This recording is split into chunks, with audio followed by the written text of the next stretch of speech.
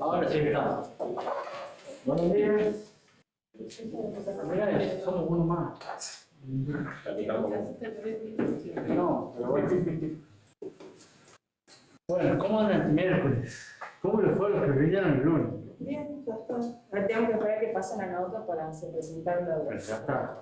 ¿Verdad? No, fue bien, ¿no? ¿Vos veniste el lunes? Ah, no, ha sido un desastre. Sé que otra vez, o sea, como voy a ver, muy... Bueno, vamos a ver. Veremos a ver qué pasa. Hoy repasamos. ¿Vieron el video de los que no vinieron el lunes? ¿Vieron el video? Tampoco. Paola está haciendo, a ver.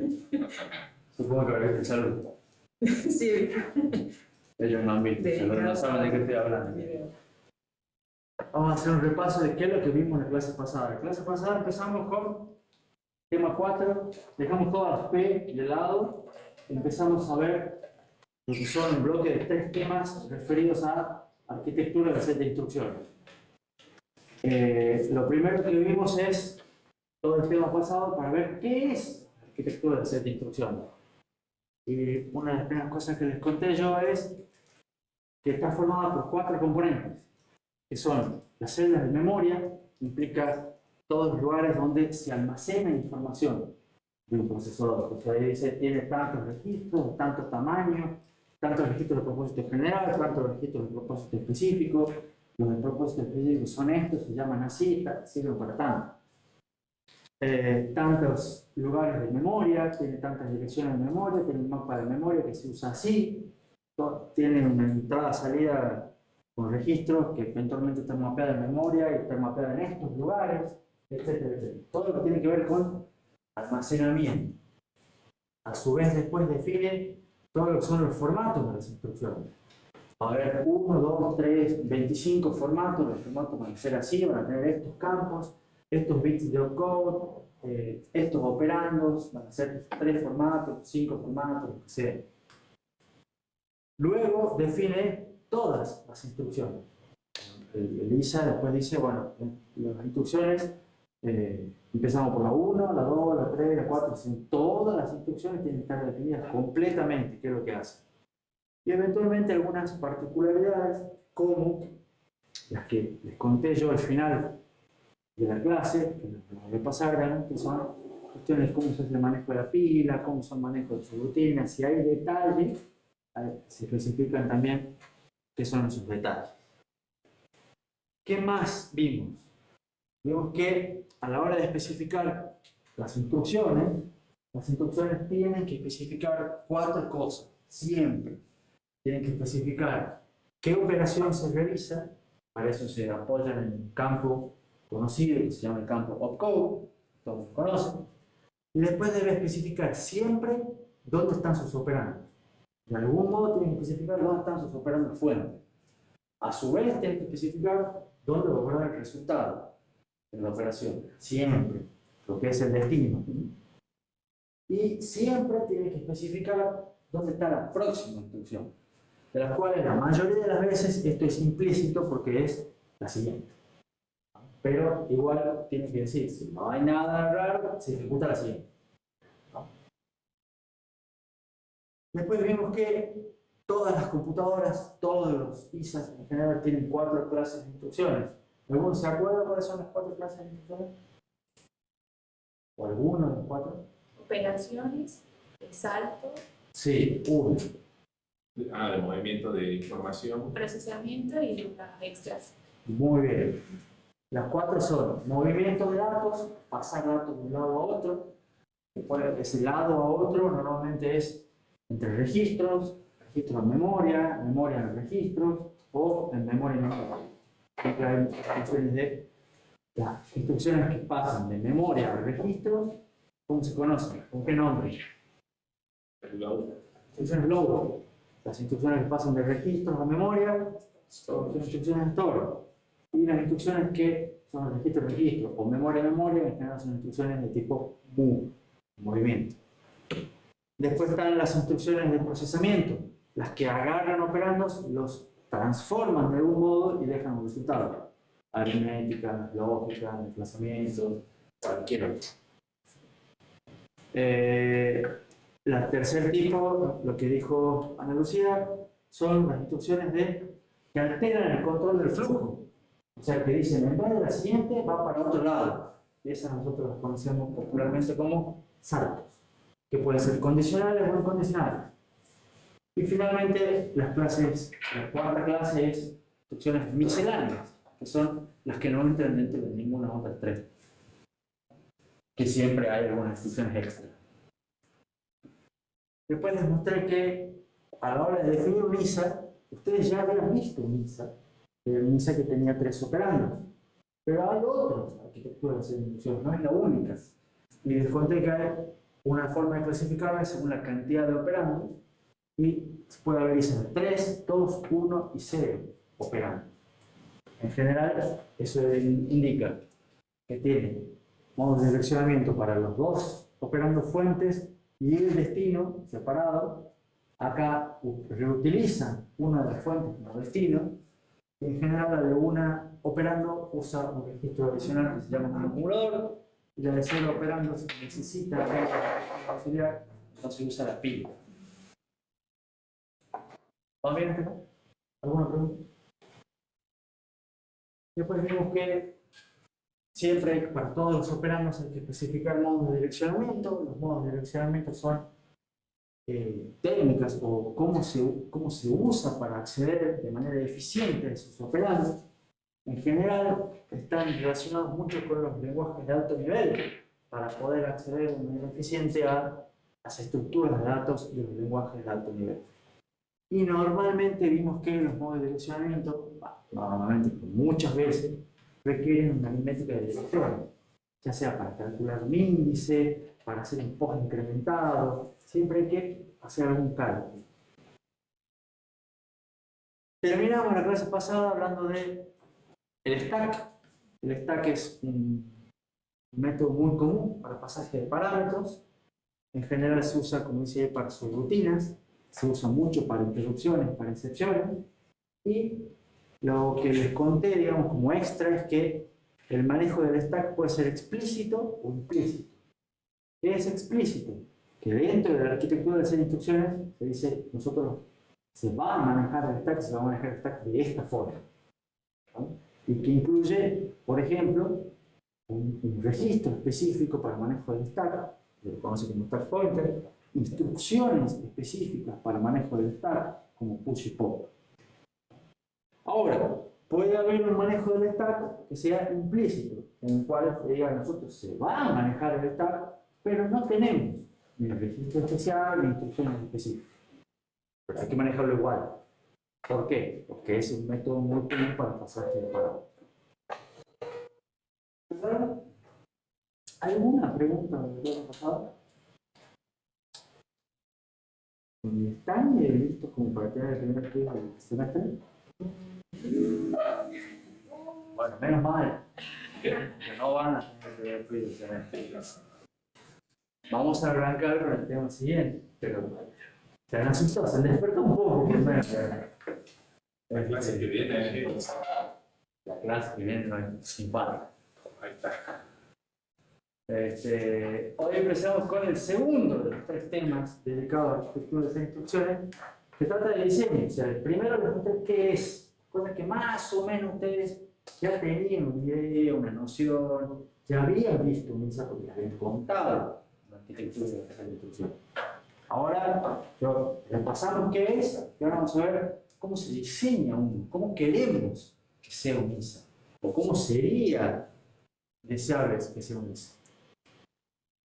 Vamos con el cronograma, estamos a la mitad de los temas, a la mitad del segundo bloque también. Sigue con la fecha de parcial fija, el 14 de mayo. ¿Qué vamos a ver ahora? Bueno, lo que les conté recién. ¿Qué se le pide a un ISA? Y vamos a tomar un montón de decisiones de diseño. O sea, la idea es definir qué tipo de ISA vamos a usar, qué instrucciones vamos a usar, qué modos de direccionamiento vamos a usar, qué formato de instrucción vamos a usar, cómo vamos a manejar los constantes, qué tipo de datos vamos a soportar. Todo lo que decía, ¿cómo evaluar las condiciones para los saltos? Vamos a hacer una ISA de 32, 64 bits, etc. Y a la hora de tomar todas las decisiones, vamos a ver qué métricas son importantes y vamos a ir viendo ciertos principios de diseño que nos van a dar las pautas de qué es lo que es más conveniente. Para esto sí hay, de vuelta, secciones del libro. Ahora les recomiendo unas cuantas más, todas basadas en el capítulo 2, pero 2.2, 2.3, 22 y 23. En medio, por el momento, se nos pueden saltear. Y una cosa adicional es, les recomiendo un capítulo de otro libro. ¿Alguno sabe de qué es este libro? Si van a la parte de bibliografía del sitio, está el libro, el link, digamos, el libro recomendado, todo lo demás. Pero además está este libro que es un libro extra, que lo usamos poco, pero no está feo, que tiene dos características interesantes. Está el PDF gratuito y está en español.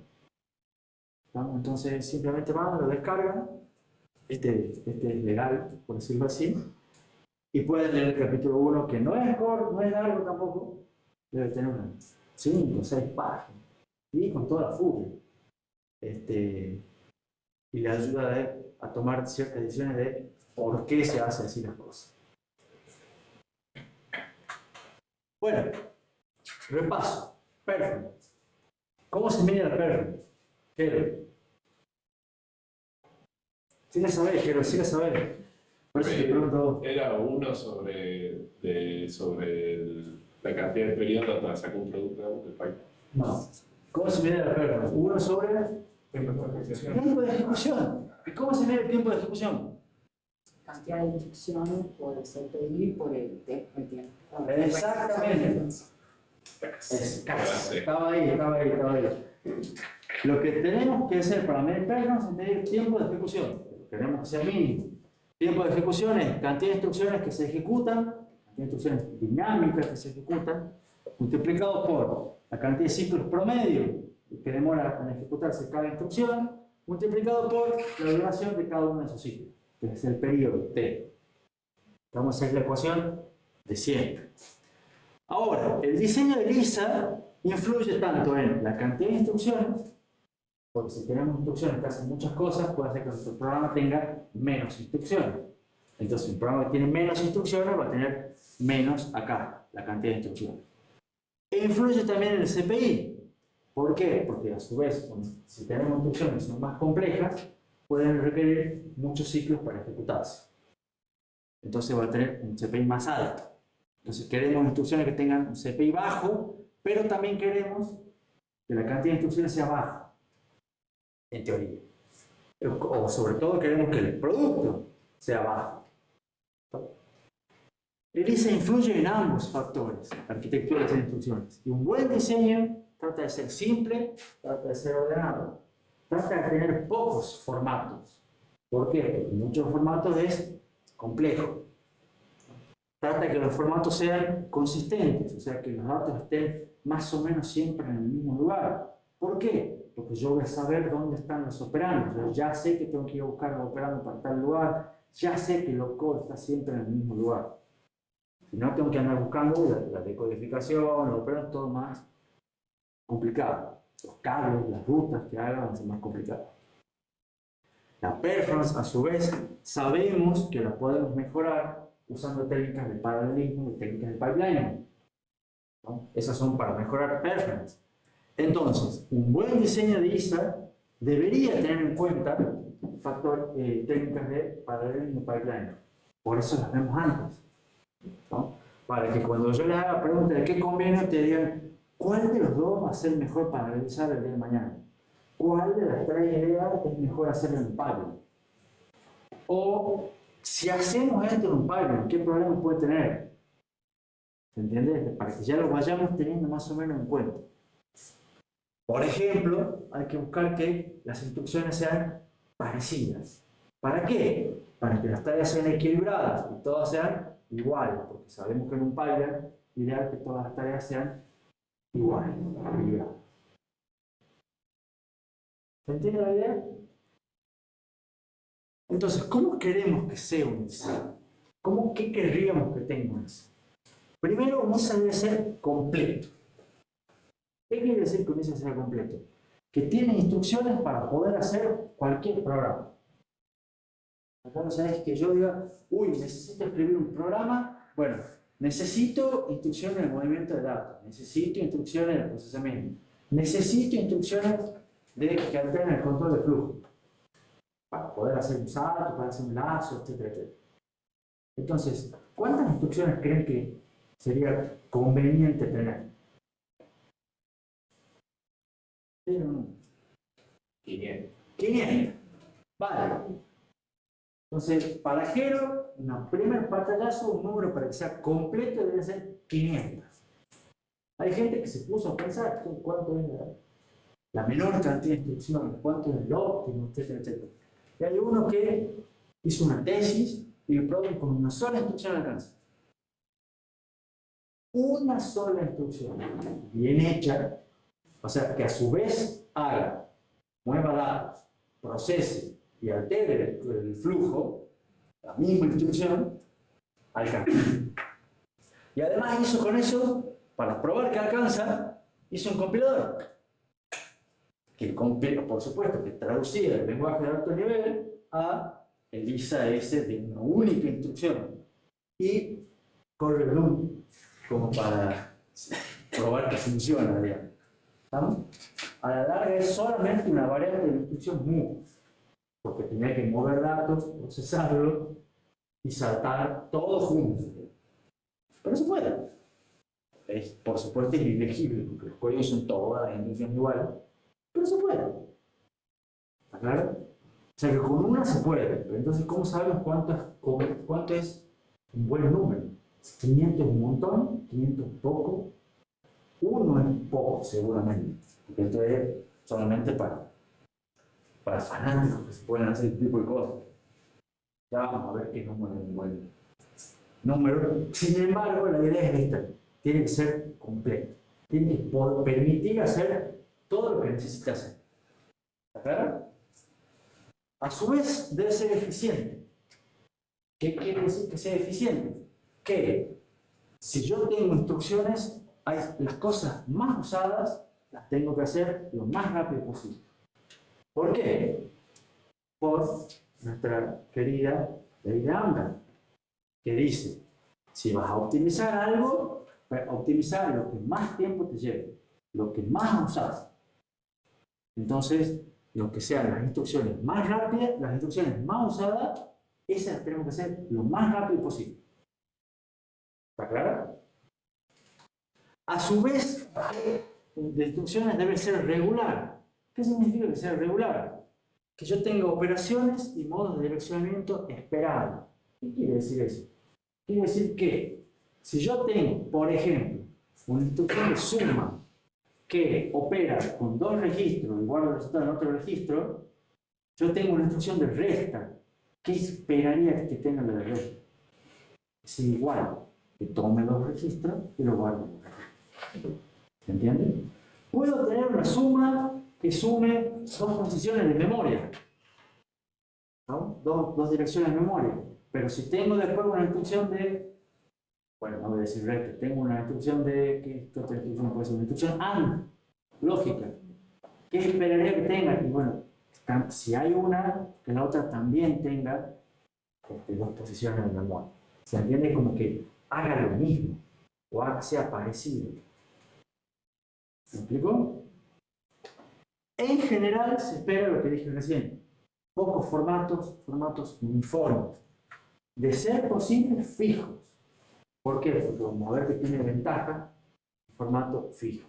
Y en general esto se busca, es un principio de diseño que lo voy poniendo ya, es que la regularidad esta, que es un requisito, en general se obtiene o es muy favorecida con las cosas simples. Cuando ustedes empiezan a tirar cables, líneas por todos lados, todo más, puede que ande bien, pero es complicado.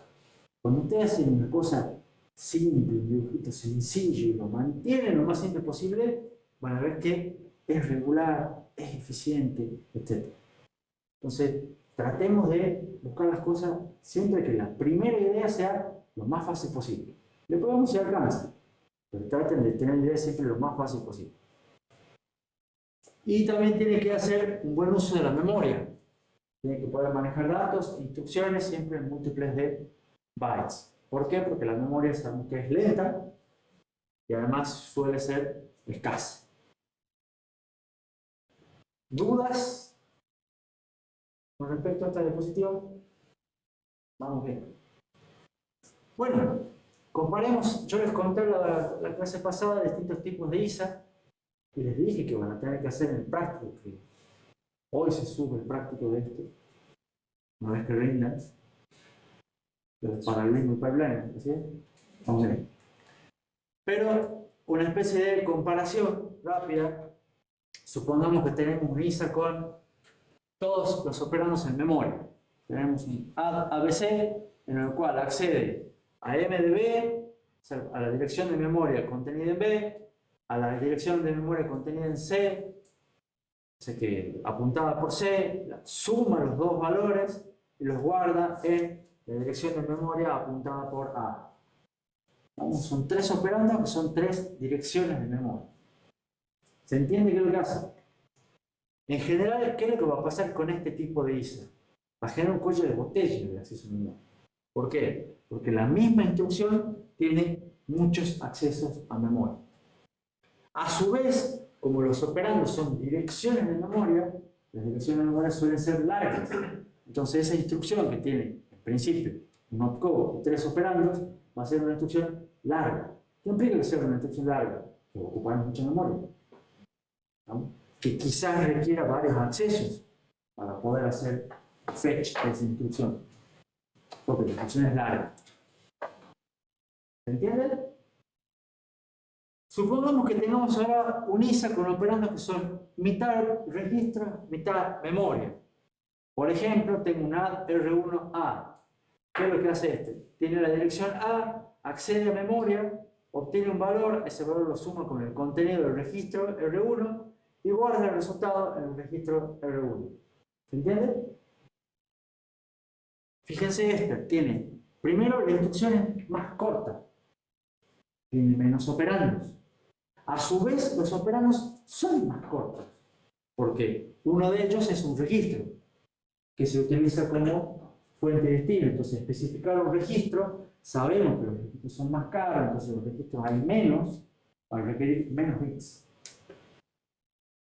¿No? O sea, ustedes en la dirección de memoria van a tener, no sé, ¿cuánto tiene su computadora? 16 GB. Un montón.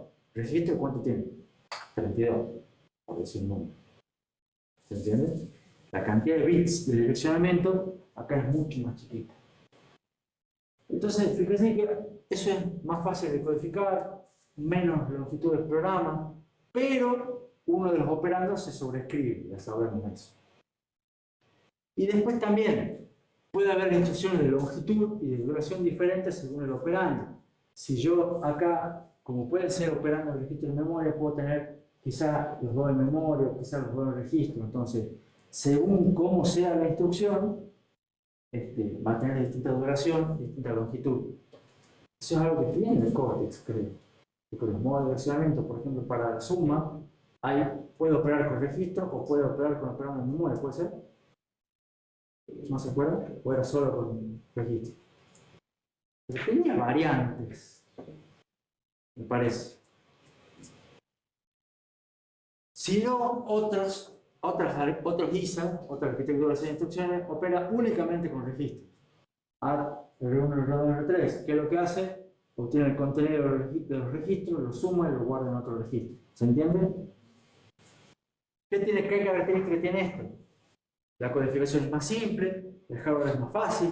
Esto es lo que han visto con el SRC1 ustedes. Pero probablemente necesiten más instrucciones para los mismos programas. ¿Por qué?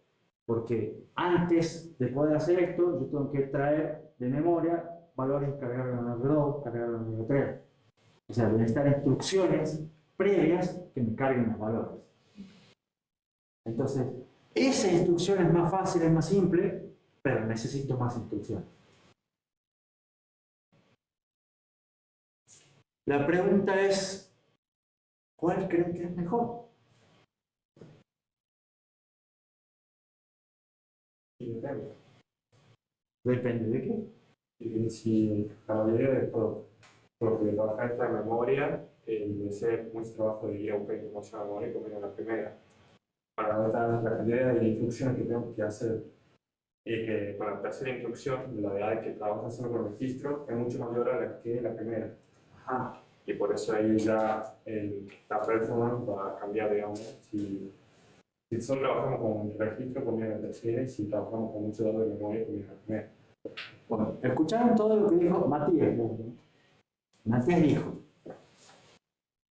a modo de recapitulación. Primero, en general con este tipo de ISAs voy a tener muchas más instrucciones que con los de arriba. ¿No? Lo cual, yo digo que vas a tener más, seguro. Después vamos a ver si es mucho más. Hay que ver cuánto es el mucho. Siempre cuantitativo. Pero, dijo, normalmente dice, si yo voy a trabajar después con registro, me conviene esta, pero si voy a trabajar con memoria, me conviene alguna de las otras. Y así fue. Pensá que cuando vos prendés la máquina, está todo en la memoria. Los registros no tienen nada. La idea es llevarlo a los registros. Entonces, inicialmente, sí vas a trabajar mucho con memoria. Es mi primera intuición. Algo se llama macro que dijo, entonces va a ser una cuestión de depende, va a ir variando. ¿Qué creen ustedes? O sea, ella opinó, está bien la opinión, vale. ¿Los demás están de acuerdo? Y por ahí conviene la segunda si va a trabajar con las dos cosas. Ahí Ariel dice, bueno, si va a ser un poco mix, capaz que convenga la segunda. Hay una cuestión que es fundamental. Hoy en día se utiliza esto, ¿no? Y por amplia mayoría. Ahora la pregunta es, ¿por qué? Tal vez traer información de memoria no te demora tanto tiempo y vale la pena en comparación a todas las instrucciones que hay que hacer. O sea, vos decís que los ISA basados en registros se imponen porque a la larga las instrucciones load no demoran mucho. Y debe ser por eso. Más o menos, va por ahí, pero no está bien clara la idea. ¿Se acuerdan? Tema 1. Había una diapositiva que decía números que todo ingeniero debería saber. ¿Les suena? ¿Les suena la diapositiva? No me decir. ¿Se acuerdan que les conté? Y ahí les dije más o menos cuánto demoraba un acceso a memoria. Era nanosegundos, pues. Y sobre todo les dije cuánto demoraba un acceso a memoria comparado al acceso a un registro. ¿Y cuánto era? No está en el orden de los nanosegundos. El acceso, ¿cuál de los dos? Creo que En realidad los dos estaban del orden de los nanosegundos. sí. Sin embargo, el acceso a los registros era del orden de 1 nanosegundo. O menos. Y el acceso a memoria era del orden de los 100 nanosegundos. Entonces yo le decía que más o menos así rápidamente, el acceso a memoria es 200 veces más lento que los registros. Entonces, dicho de otra manera, es cada vez que vamos a memoria va a ser 200 veces más lento que los registros. O, dicho de otra manera, mientras yo hago un acceso a memoria, puedo hacer 200 accesos a registros. ¿No? Entonces, habrá que ver, por supuesto, tiene razón, en cierto modo Matías, hay que ver cuántas instrucciones de más requiere hacer los accesos al registro, que son más instrucciones. Pero mientras sean, puedo hacer 200 veces, 200 instrucciones, mientras hago una de las otras. Claro. ¿Se entiende? Entonces, como los registros son mucho más rápidos que la memoria, en general conviene ir a memoria la menor cantidad de veces posible, traer todos los datos que pueda, guardarlos en el registro y a partir de ahí seguir trabajando solamente con registros. Pero es por una cuestión de performance. Y es una cuestión de que las memorias son lentas. La memoria principal, ustedes van y compran Y compren, si van a comprar, compren ahora antes de que suban los precios, porque que están peleando Trump con los chinos, no sabemos qué va a pasar con las memorias, porque las memorias saben dónde son. China. Entonces, si van a comprarla, comprenla hoy. Pero si van a comprar la DDR5 de, no sé, 8200, por ahí, que es la más rápida, sigue siendo una tortuga comparada con lo que está en los registros. La más rápida es lenta para el procesador, ¿no? Imagínense la que no es más rápida. Y en parte, ¿por qué? Porque hay un principio de diseño. Cuanto más pequeño sea la memoria, cuanto más pequeño sea el código, más rápido puede ser. Entonces, si ustedes se compran una memoria, por más que tenga los 8200, la frecuencia que ustedes quieran poner, la memoria de 4 GB es muy probable que sea más rápida que la memoria de 16 GB. Y una memoria de 4K va a ser más rápida que la memoria de 4 GB. Porque va a tener menos compuertas, menos, que el nivel va a ser más fácil, el decodificador va a ser más chico, lo que sea. Va a haber menos delay, aunque sea un poquitito. O sea, ahí perfecto, entonces conviene comprar, si quieres 16 GB, 4 de 4 que 2 de 8. Probablemente. Ojo, igual la diferencia va a ser pequeña, pero va a ser más rápida. O sea, las de 4 van a ser más rápidas. Y si las ponen en paralelo, las van a utilizar mejor. Entonces, si conviene 4 de 4. De hecho, no sé si alguno está en compra de computador o cosas así, a veces conviene comprar, en vez de un módulo de 16, 2 de 8. Esa es común hoy en día, ¿no?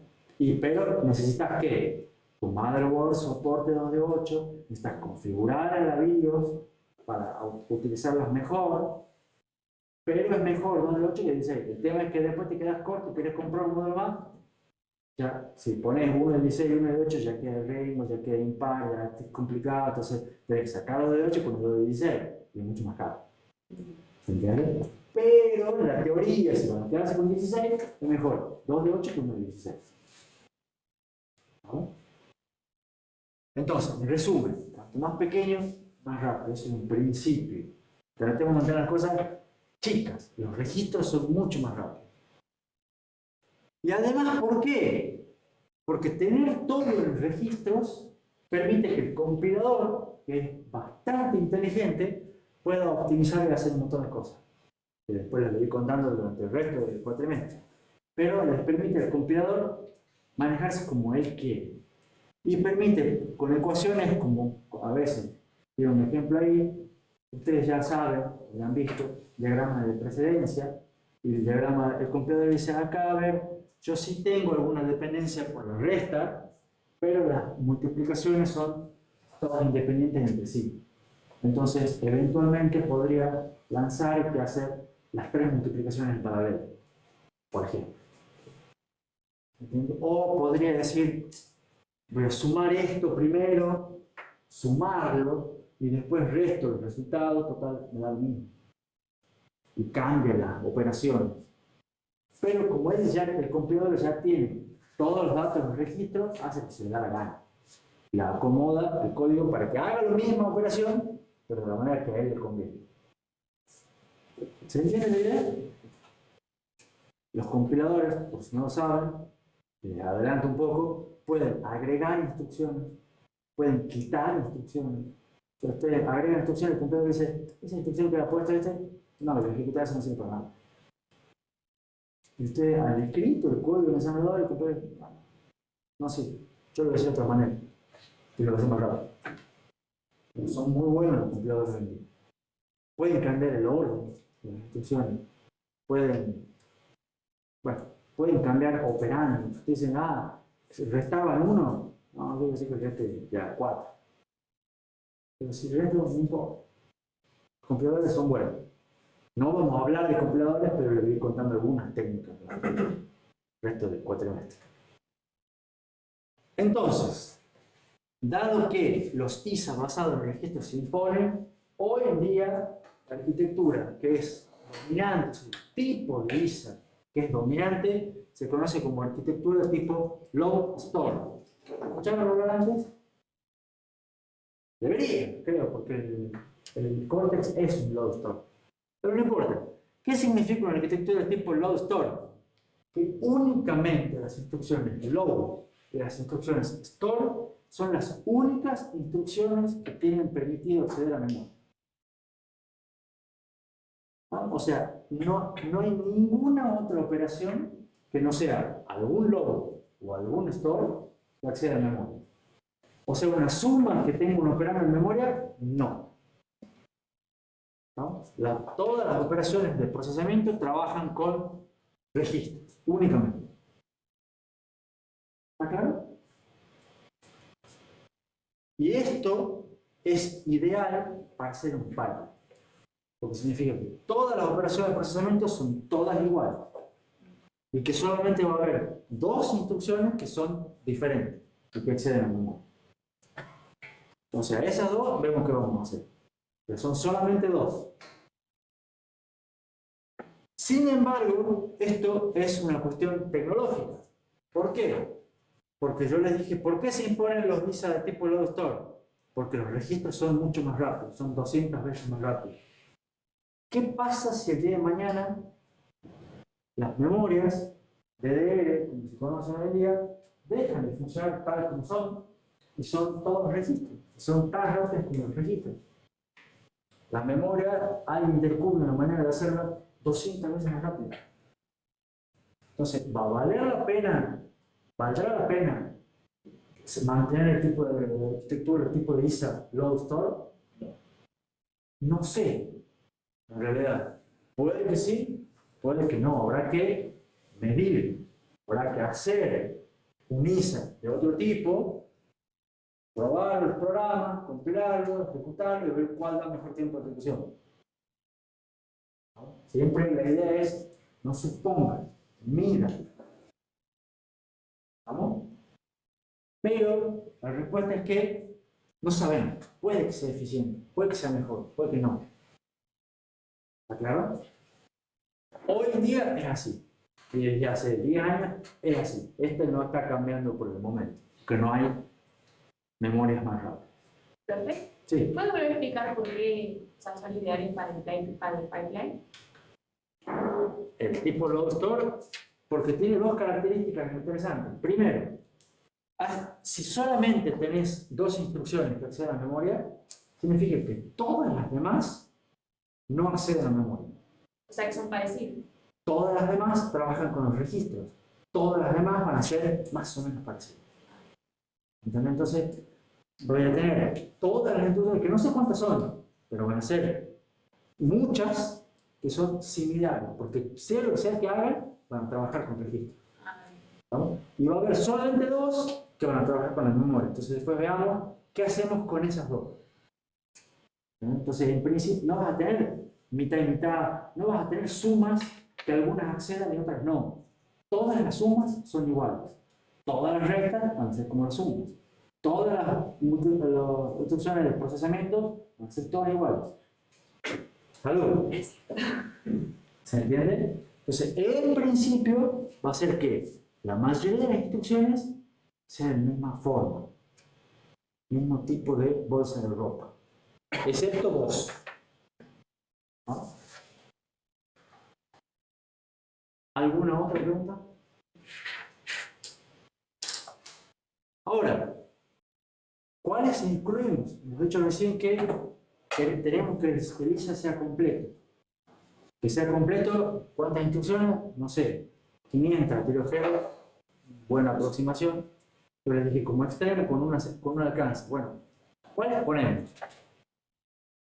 Como pautas, si hay alguna operación que es lenta, ¿qué hacemos? ¿La ponemos o no la ponemos? Depende qué hagas. Depende qué hace. Es bueno el depende acá. En realidad, también depende de otra cosita. El que sea lenta ella perjudica a las demás. Y si está en un pipeline, si va a estar en un pipeline, sí. Entonces, si está lenta y perjudica a las demás, la volada. ¿No? Si está lenta, pero no molesta a nadie, la dejamos por la duda. ¿Se entiende? Entonces, sí. O sea, el problema no es que sea lenta. ¿Está claro? Porque se pueden tener instrucciones lentas. El problema es que haya una instrucción lenta y esa lenta enlentezca a las demás. Entonces, si esta es una instrucción problemática, entonces sí tratemos de sacarla. Ahora, ¿qué pasa si no la podemos sacar? Porque es importante. Entonces lo que se puede hacer es hacer una pseudo instrucción que la reemplace. ¿Qué es una pseudo instrucción? Lo vamos a ver más adelante también. Es reemplazarla por una, dos o tres instrucciones que sean instrucciones simples, instrucciones rápidas, pero son una, dos, tres. ¿Entiendes? Que son más. Entonces, en vez de tener una lenta, la reemplazamos por tres rápidas.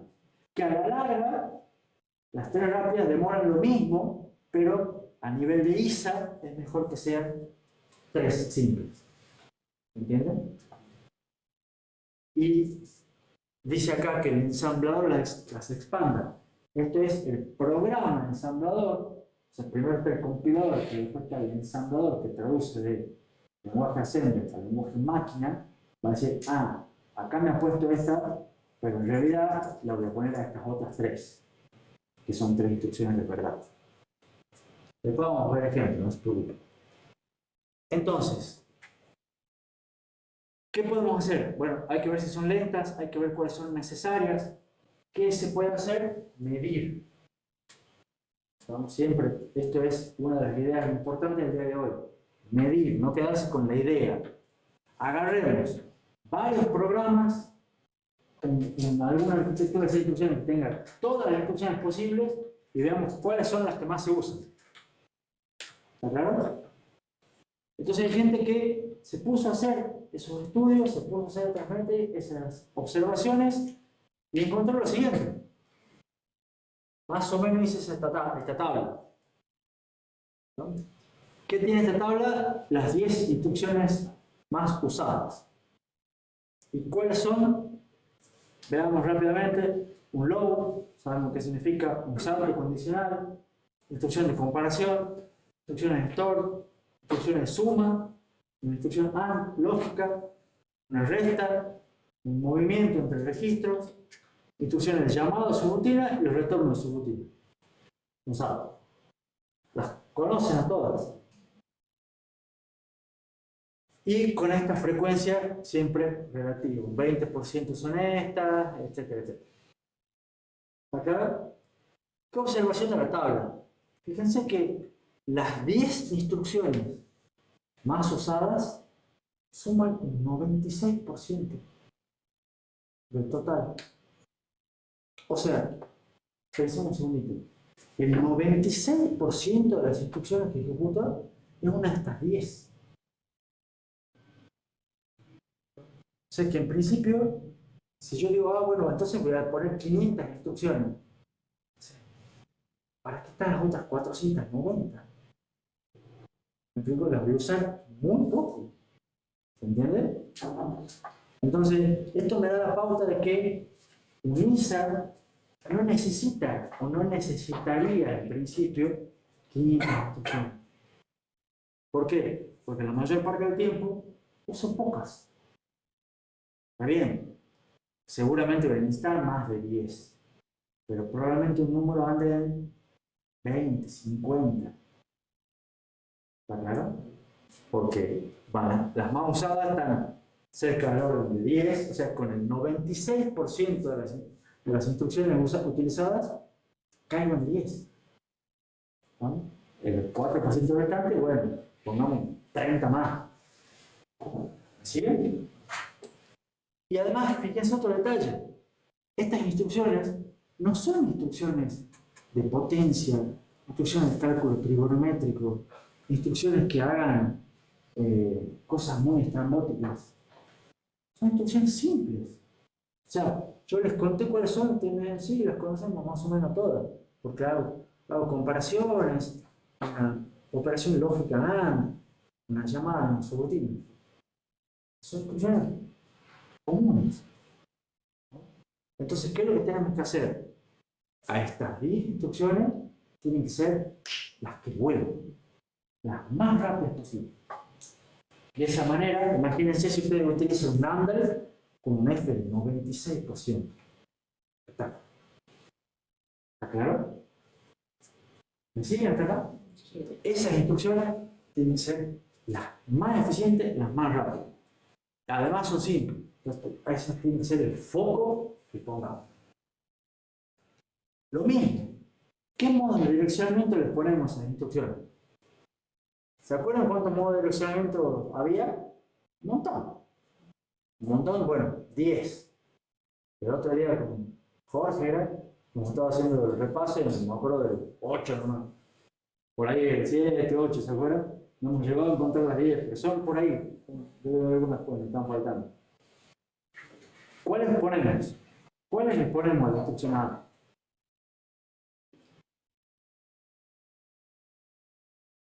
Repasemos los modos de direccionamiento. El modo de direccionamiento entre registros, directo, indirecto, indexado, preincrementado, postincrementado, relativo a PC. Me queda decir.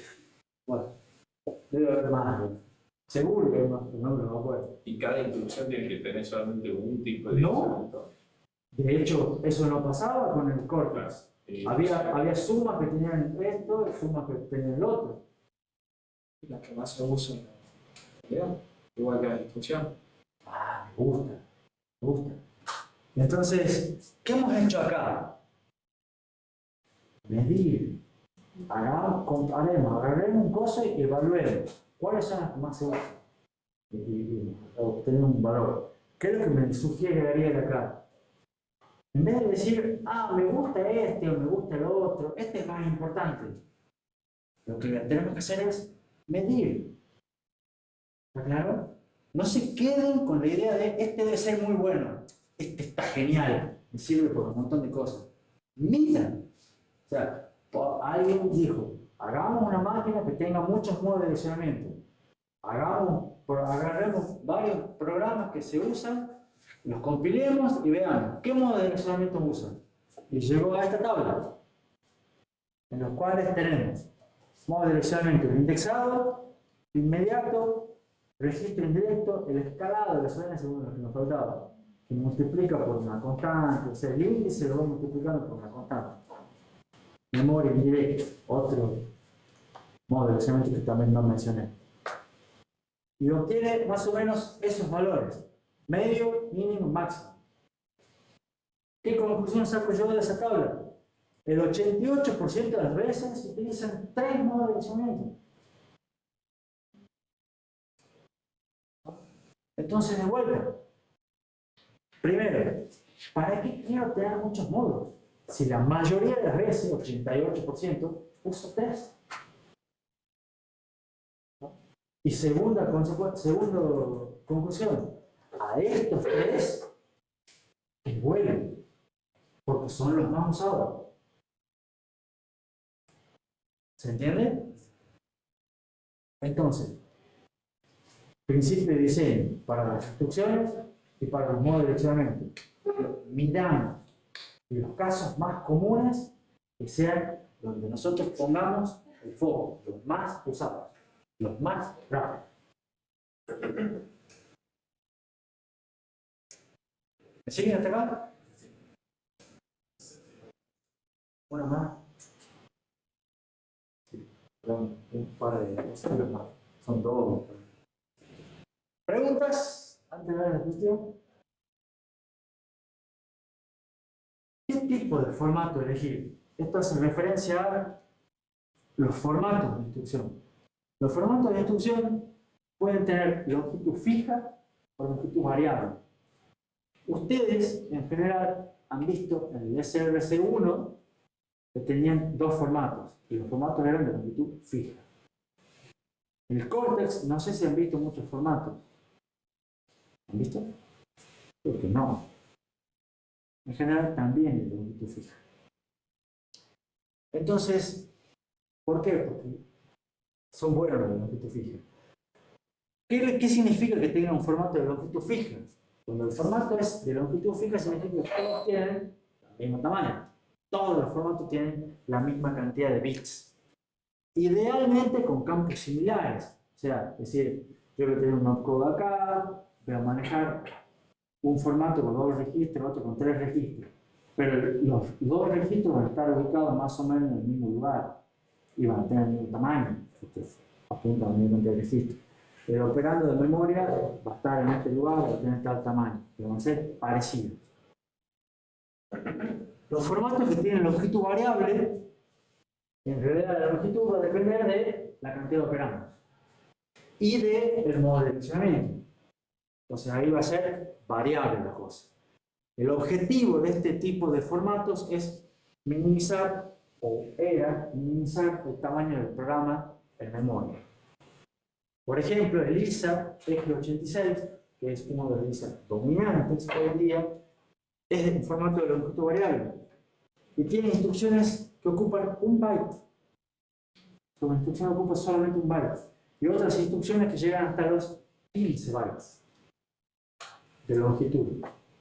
Entonces, cuando tienen que hacer el fetch, a veces el fetch es de un byte, buscar 1 byte, a veces es buscar 15 bytes. El problema de esto es que cuando ustedes hacen un fetch, ¿cuántos buscan? Y bueno, busquemos uno. Y cuando buscan uno, tienen que ver si tienen que buscar más o no. Entonces, el fetch es complicado, la decodificación es un poco más complicada. Pero existe y es dominante. ¿Cuál es nuestro objetivo? Hacerlo simple. Simple. Simple y performance. Entonces, nosotros vamos a elegir en general el formato de longitud fija, porque las ventajas son performance, simplicidad y regularidad. Pero no todas son flores con los formatos de longitud fija. Tienen problemas.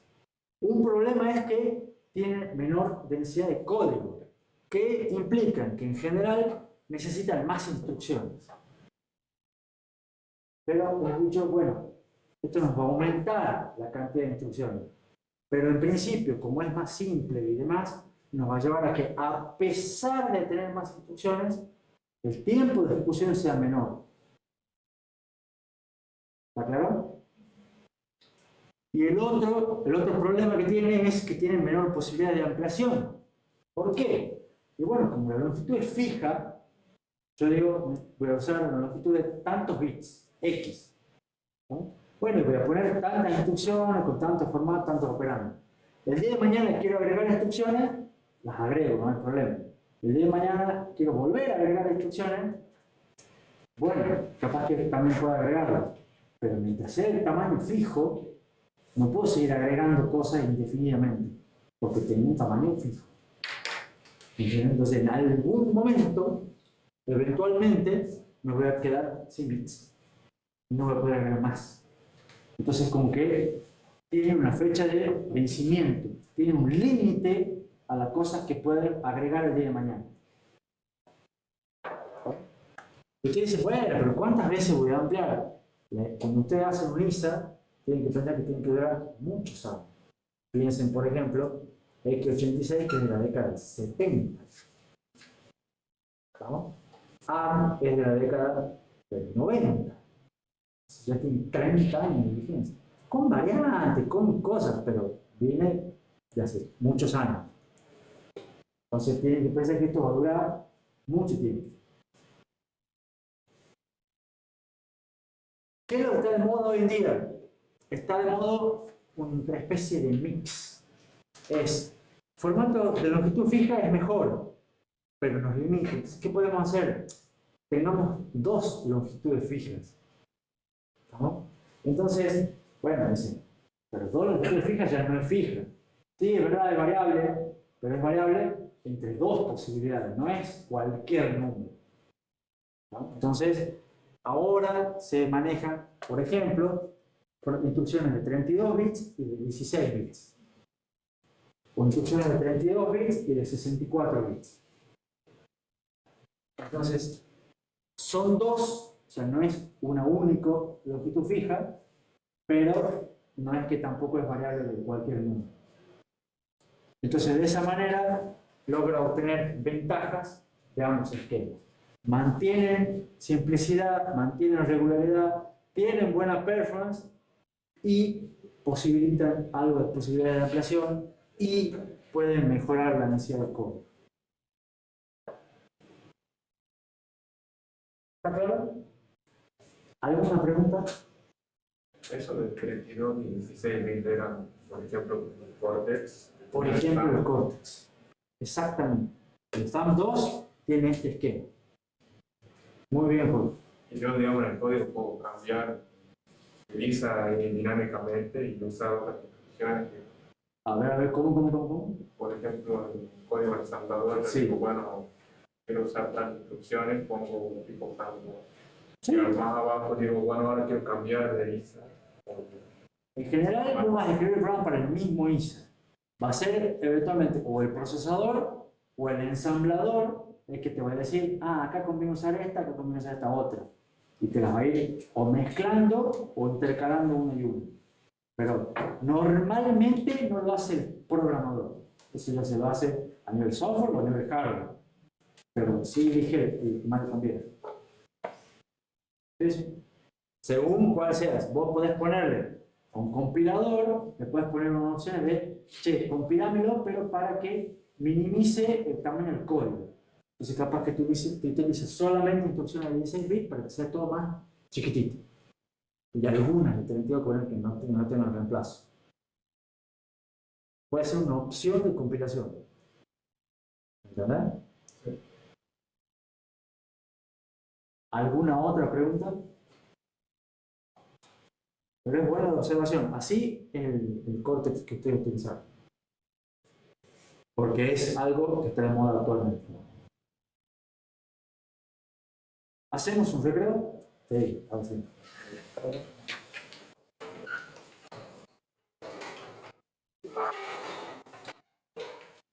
¿Escuchó esa tesis? Bueno, habíamos quedado que habíamos elegido formatos de longitud fija, eventualmente dos longitudes fijas. Otra decisión que hay que tomar a la hora de definir el ISA es qué tamaño de constante vamos a manejar. Si es una decisión que está relacionada con lo anterior.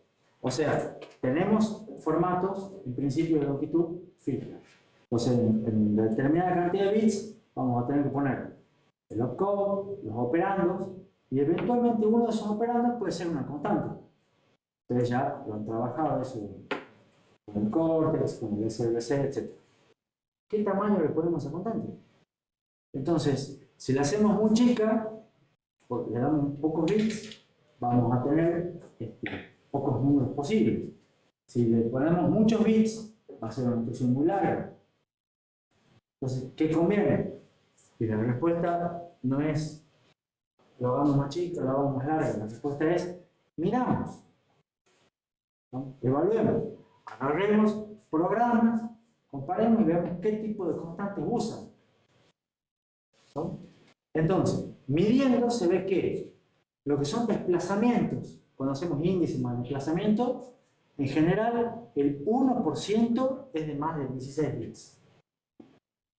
O sea que para desplazamientos, con 16 bits me sobra, porque cubro el 99% de los casos. ¿Estamos? Para que son constantes, el 60% de la constante entra en 8 bits y el 80% en 16 bits. Entonces, bueno, con 16 bits parece ser un número que alcanza para cubrir bastantes casos.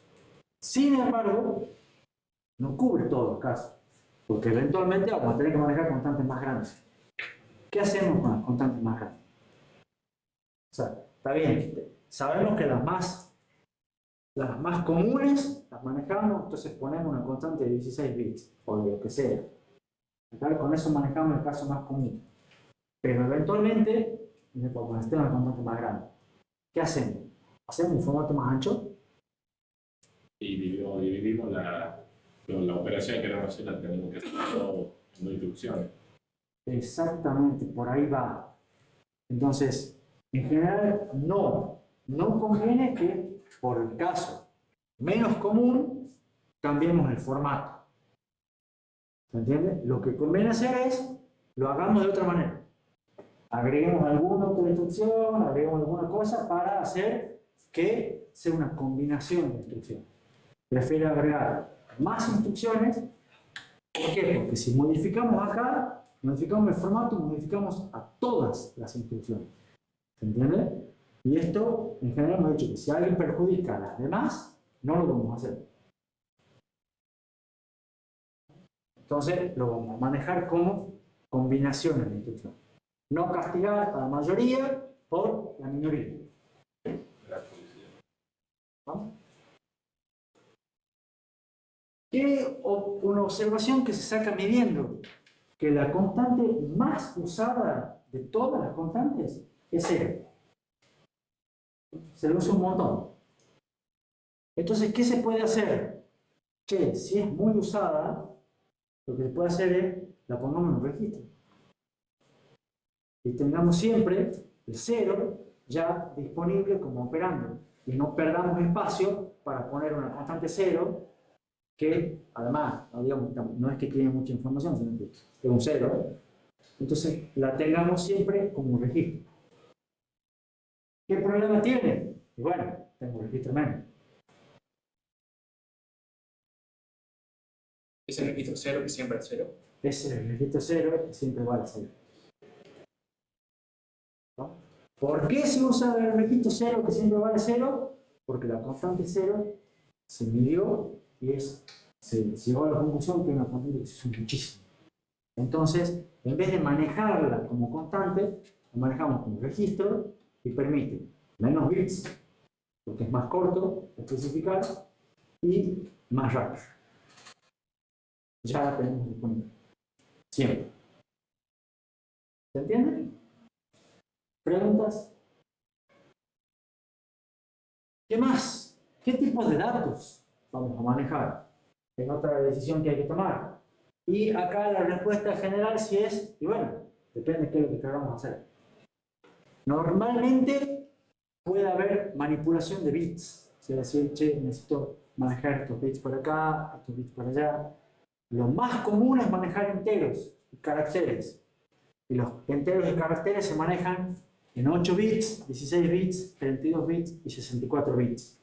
Con lo que ustedes conocen que son bytes, words, medias palabras, half word, dobles palabras, double word. Son los tipos de datos más comunes. Siempre números en complemento 2. Por más que les enseñen en diseño lógico, otras materias que hay otras cosas, no se usan. Entonces, siempre son complemento 2. ¿Ya sabían ya? Sí, supongo que sí.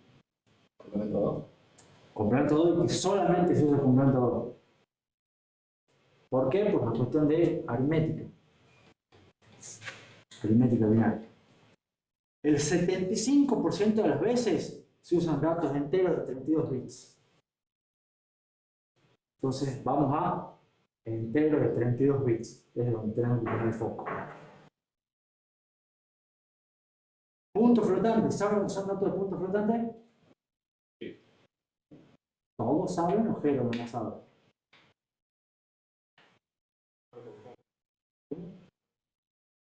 ¿Cómo? ¿No? Porque en teoría viste el método numérico, no sé qué cosa más. Pero se especifica un exponente, una mantilla. Los que ustedes en Java, C++ definen como float, double, ese tipo de datos, que son para cálculo. Tenemos la precisión simple, float, esta es la simple de 32 bits. Doble es de 64 bits, cuádruple 128 bits. El 76% de las veces se utiliza esta. Entonces la cuestión es, si ustedes van a manejar cálculos numéricos, entonces deberían agregar punto flotante en los tipos de datos a soportar. Normalmente dobles. ¿Está claro? Ahora, está de moda la inteligencia artificial, ya lo saben, supongo. Están apareciendo nuevos tipos de datos diferentes. Y aparecen cosas como int8. ¿Escucharon hablar de int8? No debería, me parece bien. Un 8 es un entero de 8 bits. Dicen, ah, bueno, es un byte. No, casi. No es lo mismo. O sí, parecido, no importa. Es otro tipo de dato, de 8 bits. FP16, o sea, punto flotante, pero de 16 bits. Y de 8 bits. Y de 4 bits. O sea, tiene signo, exponente y matriza en 4 bits. No me pregunté qué tipo de número puede representar, pero lo hace. Otro, bfloat 16, tensorfloat 32, y hay un montón más. ¿Por qué aparecen nuevos tipos de datos? Para hacer más eficiente los cálculos, digamos. La diferencia entre estos es, difieren en precisión y difieren en rango. Algunos con respecto a estos también. Algunos son más precisos, otros son más números, otros son menos precisos. Pero difieren en tamaño. Entonces, obviamente, estos son más chiquitos que estos. Entonces, como tienen que guardar datos en 8 bits, es mucho más corto que guardar datos en 32 bits. Y a su vez en ancho de banda, como tienen que extraer, ustedes leen 32 bits, no es lo mismo leer un dato que leer 4 datos. ¿Me explico? Entonces, como están de moda los modelos de inteligencia artificial, cada vez ocupan más parámetros, más cosas y tienen más datos, ocupan más memoria. Dicen, ah, no, pues yo no quiero que ocupen memoria. Entonces, ¿qué es lo que hacen? Utilizan tipos de datos más chicos para ocupar menos memoria. ¿Y qué pierden? Precisión. Pero dicen, capaz que es sacrificable. ¿Y qué ganan? Velocidad. Y ocupan menos memoria. ¿Qué es lo que les quiero contar de esto? Nosotros estamos viendo el diseño de ISA, no inteligencia artificial.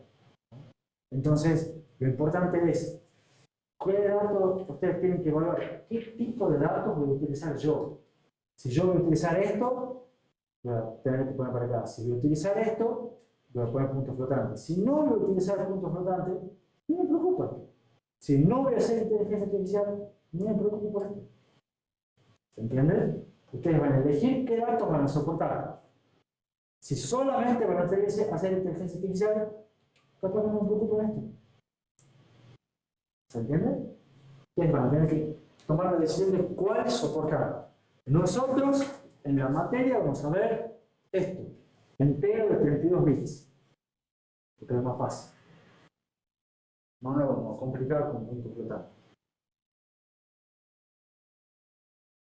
¿Preguntas? Después, tenemos otra decisión. ¿Cómo evaluamos las condiciones? ¿Qué condiciones? Los saltos, que son condicionales.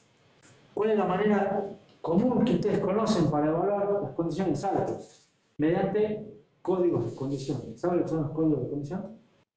¿Los conocen con otro nombre ustedes? Ah, no, el HI. O sea, con el HI. If then. El IT.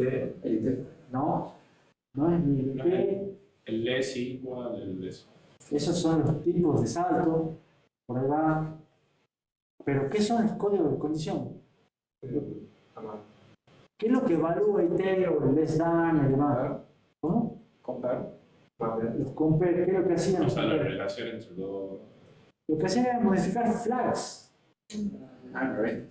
¿Se acuerdan de los flags? Sí, sí. Entonces había un flag de carry, un flag de overflow, un flag de negativo,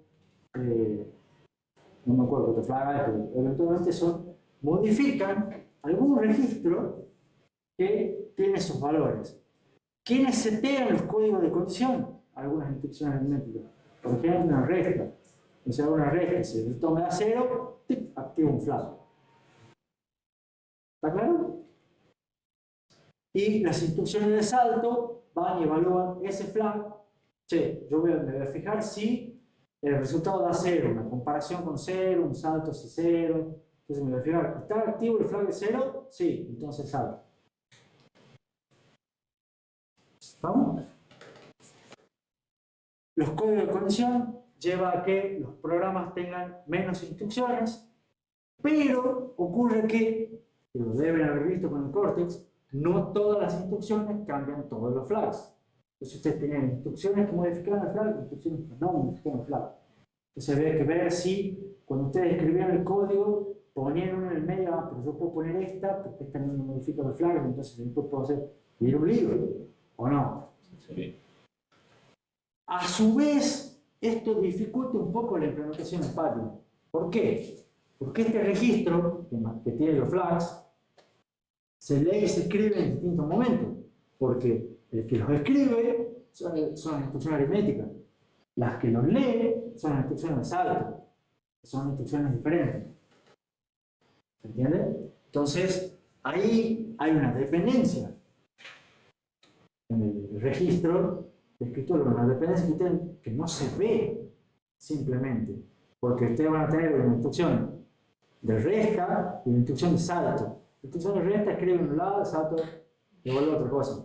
Pero hay una dependencia entre las dos en este registro. ¿Se entiende? ¿Seguro? ¿Se entiende lo que acabo de decir o no? Sí. Buenísimo. Ahora, ¿son obligatorios los flags? La realidad es que no. No son obligatorios, son una opción común, pero son una opción. Otra opción es no uso flags. Y entonces, ¿cómo hago para comparar? Directamente comparo registros. ¿Y dónde guardo el resultado? Otro registro. ¿Y cómo hago los saltos? Los saltos comparan registros. Saltar si estos dos registros son iguales, en vez de hacer la resta y comparar con cero. Vamos directamente, pero con registro. ¿Cuál es mejor? Hay que medir. ¿Cómo? Hay que medir. Bien, por lo menos uno que se quede con la idea de hay que medir. No hay respuesta de cuál es mejor. Algunos usan esto, algunos usan esto. Esto tiene algunas ventajas. Es más fácil, tiene algunos problemas. ¿Esto cuál es la ventaja? No tiene estos problemas. ¿Cuál es la ventaja? Necesito más registro.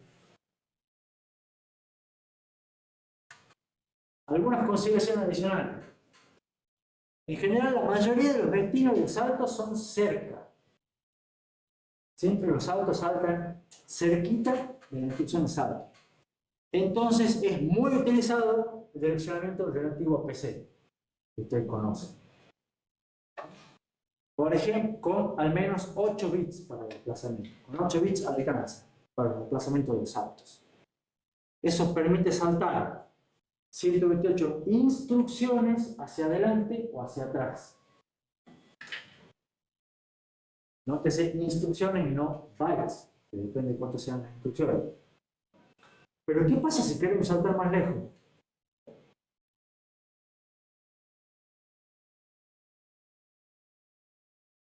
Y ya no tengo que calcular de antes el salto. Se lo calcula de antes, se lo calcula de otra manera, o eventualmente se hacen 2 saltos. Lo que se conoce como un trampolín.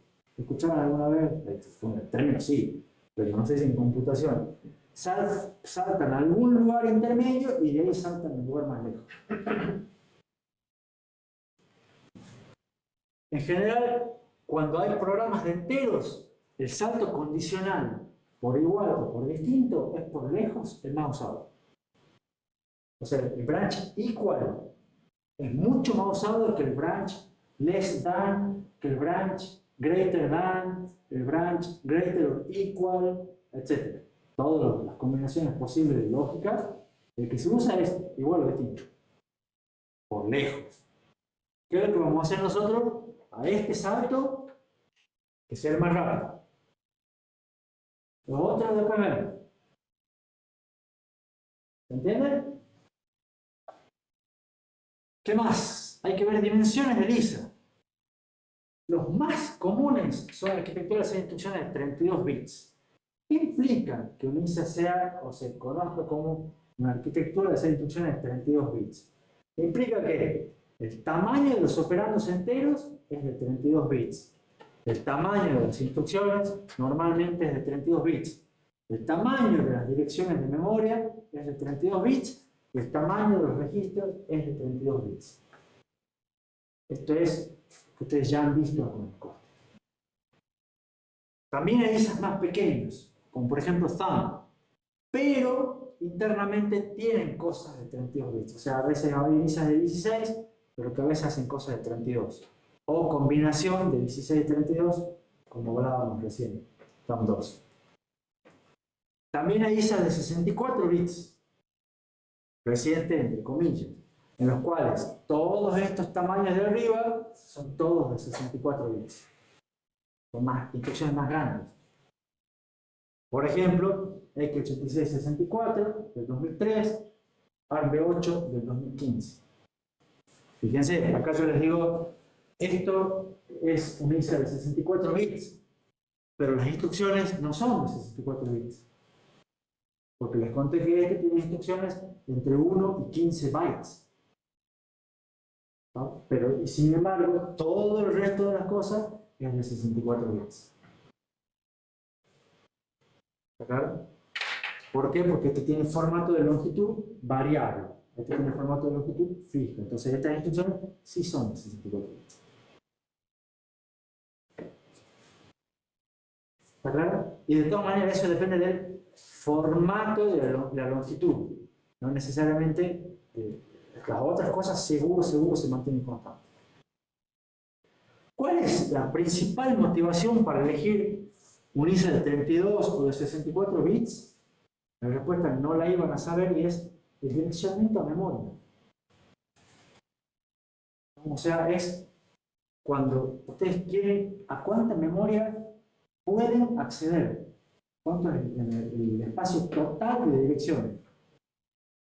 Y esto es una frase que está motivada por algo que dijo Gordon Bell, un científico conocido, hecho muchas cosas en computadoras, que dice, solamente hay un error que se puede cometer en diseño de computadoras, del cual es difícil de reponerse.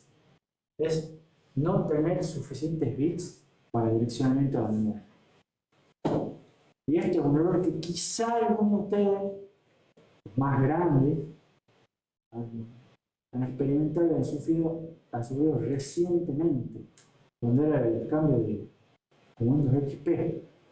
¿Algunos saben Windows XP? Son todos pibes.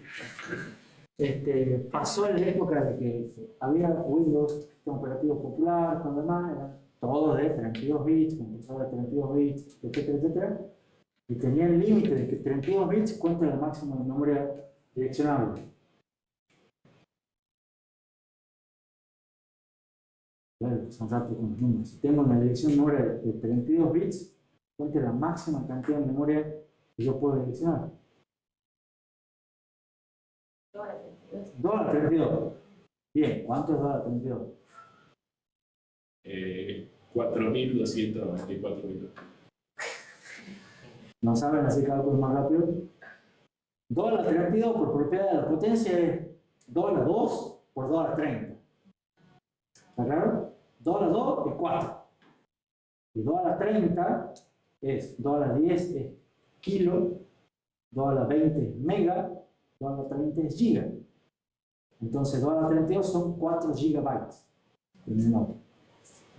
Entonces pasaba que en un momento dado se actualizaron el sistema operativo, se actualizaron las cosas y ustedes tenían más memoria y no la podían acceder. Porque cuando se empezó con los procesadores, el sistema operativo y toda la historia, ¿quién va a tener 4 GB de RAM? Olvidate, eso no va a pasar. Hasta que pasó. Se empezaba a abaratar la memoria, se empezó a hacer más grande, se ponía 4 GB y el sistema operativo decía, tenés 3.2. Y decía, ¿por qué? Tenés 3.2. Y ni hablar si alguno era loco que compraba 8 GB, 9, tenés 3.2. Pero bueno, ustedes son más jóvenes, no han sufrido con eso, ya tienen todo, desde el 2003 en adelante, procesadores, sistemas operativos que manejan 64 bits. ¿Y cuánto es la máxima memoria que pueden manejar con 64 bits? Sí. Rápido. 2 a la 64. ¿Vamos? Ahora, ¿cuánto es 2 a la 64? 16 vaya 1 no sé cuánto, no sé cuál será la que es. Kilo, mega, giga, ¿qué viene después? Tera, peta y hexa. Sí, la sé, papá. Entonces será 16 exabytes de RAM. No, falta un montón hasta tener 16 exabytes de RAM. ¿O no? Primero, cuando ustedes dicen falta un montón, va a pasar. Tarde o temprano va a pasar. Segundo, ¿ustedes cuánto creen que tienen el RAM, la supercomputadora y todas esas máquinas? No deben andar tan lejos. O sea, obviamente no tienen los 16 GB de RAM que tienen ustedes, tienen más. No sé si tendrán un tera, varios teras, un peta. Pero ya el 16 exa, para ese tipo de computadora, no sé si está tan lejos. Debe estar lejos, pero no lo mismo que para ustedes. ¿Está claro? Entonces, cuando piensen en un ISA, no piensen solamente en mi máquina. Piensen en todos los tipos de computadoras. ¿Está claro? Hay ISAs, arquitecturas de instrucción de 128 bits. Y bueno, hoy no. Porque 128 bits es una brutalidad. Pero ya sabemos que esto de la fuerza en constante movimiento, en 10 años, capaz empieza a salir el X86 128. ¿Está claro? ¿Alguna pregunta? Bueno, para ir cerrando, métricas. En todos los casos vemos la importancia de identificar y medir variables.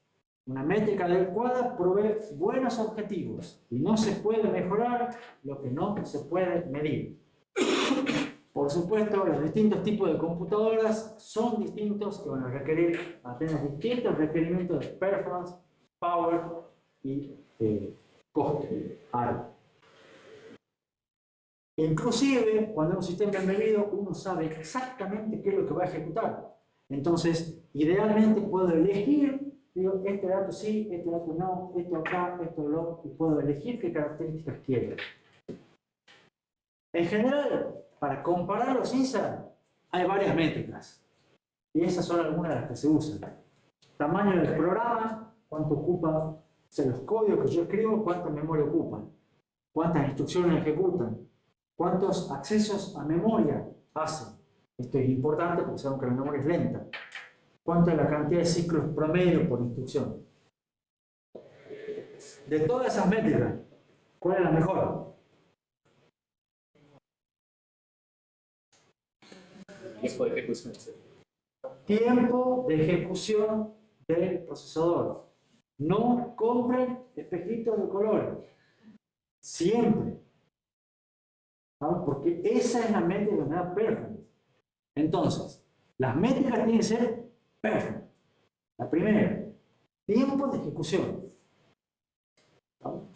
Sin embargo, pueden tener en cuenta algunas otras cosas, dada la misma nivel de performance, o dado que para este sistema la performance no me es importante.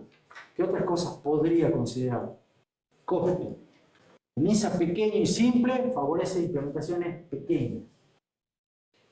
Simplicidad. Cuanto menos tiempo y costo de implementación tenga, menos documentación, menor curva de aprendizaje para los clientes, etc. En ISA es más fácil. Aislamiento de arquitectura e implementación. Esto es un concepto un poco más difícil, pero es el ISA, fíjense que dijimos, es qué instrucciones es, qué formatos tiene, cuáles son las celdas de almacenamiento. Pero en ningún lado mencionamos cómo se lo hace. ¿No? Porque eso es la implementación. O sea, el SRC1 ustedes tienen el formato, la instrucción y después tienen la implementación. Y a veces decían, cambio un bus y pongo otro bus, mantengo el formato de las instrucciones y anda más rápido. ¿De acuerdo? Esto es diseño, esto es implementación. Entonces, cuanto más separado esté, les permite cambiar las implementaciones manteniendo el mismo ISA. Y eso es una ventaja, eso hace Intel, eso hace AMD. Y vive sacando nuevas versiones de los procesadores con el mismo ISA. Cada vez más rápido. Cuanto más ustedes dicen, yo ahora voy a hacer esta instrucción que está vinculada a la implementación y me permite aprovechar y ganar unos ciclos para no sé qué cosa. Ustedes cuando se mezclan, puede ser que ganen, pero el día de mañana cuando tengan que cambiar, quieran agregar, quieran hacer una cosa, una implementación diferente, van a tener problemas con el IS. Entonces, la idea es que esté bien separadas las capas. Es importante lo del espacio para crecer, porque comienza, como les dije, la idea es que duren muchos años. Entonces, hoy en día mido, veo los programas que se ejecutan hoy en día. ¿Cuáles son los programas que se van a ejecutar entre los 15 años? No tengo idea. ¿No? Entonces, quizás entre 15 años haya necesidades nuevas que hoy no están. Entonces, eventualmente puedo agregar cosas. Con formato de longitud fija es más difícil. Para sistemas embebidos, solo para sistemas embebidos, esto sí es crítico. ¿Por qué? Porque ustedes lo compran y tienen 4K de memoria, y tienen 4K de memoria, no tienen más. ¿No? Entonces, los programas entran en 4K o tienen que comprar otro chip. Entonces, ahí sí es crítico el tamaño del programa. Y después, bueno, cosas como que sea fácil de programar, de compilar, de linkear, que tenga muchos registros de propósito general, que el direccionamiento sea relativo al PC, que la relación de las instrucciones sea similar, son todas cosas que ayudan. Pero lo importante, perfecto. ¿Alguna pregunta? ¿Cuáles son los principios de diseño que fui contando? Simplicidad favorece la regularidad, hacer más rápido el caso más común, cuanto más pequeño, más rápido, no perjudicar a la mayoría por casos minoría, parecido a este, y siempre hay que tomar compromisos, o sea, digo, beneficio a este, y bueno, el caso que me queda, me arreglo de otra manera. Tengo que tomar decisiones y sé que voy a tener algunos casos que perder, pero que sean lo menos posible. Resumen final, siempre diseñamos un ISA en sentido de performance, tenemos presente los principios de diseño, accedemos a memoria de bytes, formatos de instrucción de longitud fija, son mejores, pero eventualmente dos, un ISA tipo load store, un registro cableado a cero ayuda, porque es muy utilizado, instrucciones pocas, rápidas, simples, soportar los tipos de datos más comunes y los que vaya a utilizar. Modos de direccionamiento pocos. Con 3 modos de direccionamiento me alcanza para cubrir el 90% de los casos.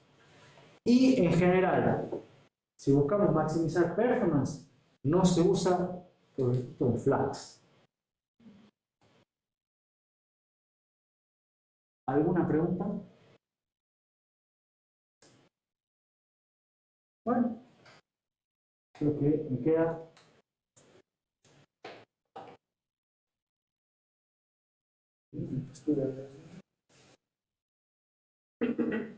Se clavó. Falló algo en el camino. Pero ya está. Terminamos el tema. Tenemos clase el viernes. Tercera vez en la semana. Y el viernes empezamos a ver un ISA, que es el ISA que vamos a utilizar en la materia. Complemento de que ustedes conocen que es el códex. ¿Qué más me queda? Hoy tienen práctica. La tarde, como ya lo saben mejor que yo, rinden, muchísima suerte, espero que les vaya bien. Nos vemos el día.